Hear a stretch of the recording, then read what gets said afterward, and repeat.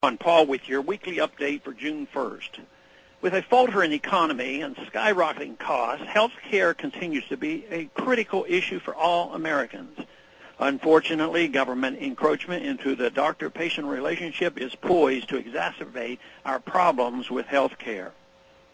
As an OB/GYN with over 30 years of experience in private practice, I understand that one of the foundations of quality health care is the patient's confidence that all information shared with his or her health care provider will remain private.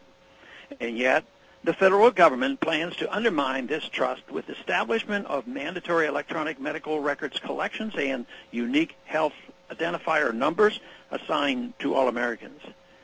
Funding for this program was among the numerous provisions jammed into the stimulus bill rushed through Congress earlier this year.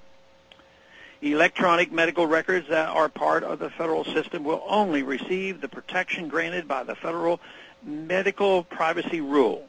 This misnamed rule actually protects the ability of government officials and state-favored special interests to view private medical records without patient consent.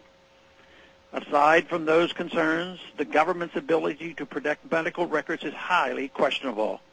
After all, we are all familiar with cases where third parties obtain access to electronic, veterans, tax, and other records because of errors made by federal bureaucrats.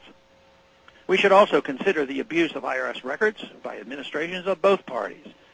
What would happen if unscrupulous politicians gained the power to access the political enemy's electronic medical records?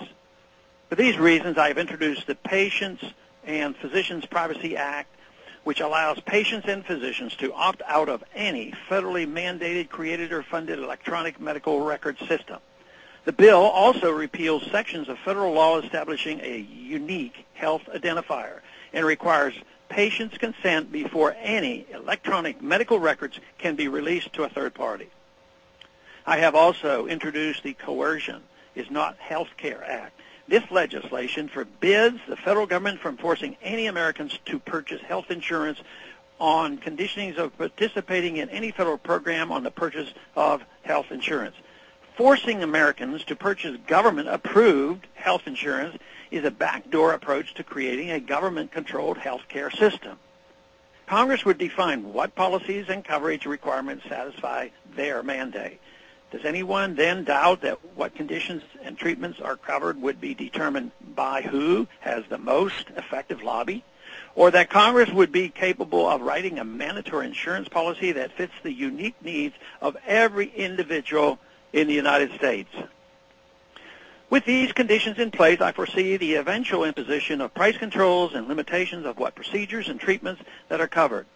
This will result in an increasing number of providers turning to cash-only practices, making it difficult for those relying on the government-mandated insurance to find health care, the exact opposite of the desired result.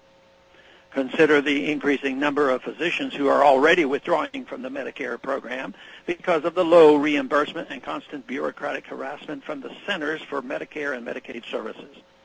Congress should put the American people back in charge of health care by expanding health care tax credits and deductions, increasing access to health savings account, and respecting privacy and the doctor-patient relationship. Further politicizing and bureaucratizing of health care will only increase costs and reduce quality, as demonstrated by most other countries with socialized medicine. Thanks for calling this update. A new update is placed on this number, 888-322-1414. Every Monday morning, the written text of which can be found on my website, www.house.gov/Paul, under the heading Texas Straight Talk. Thanks for calling.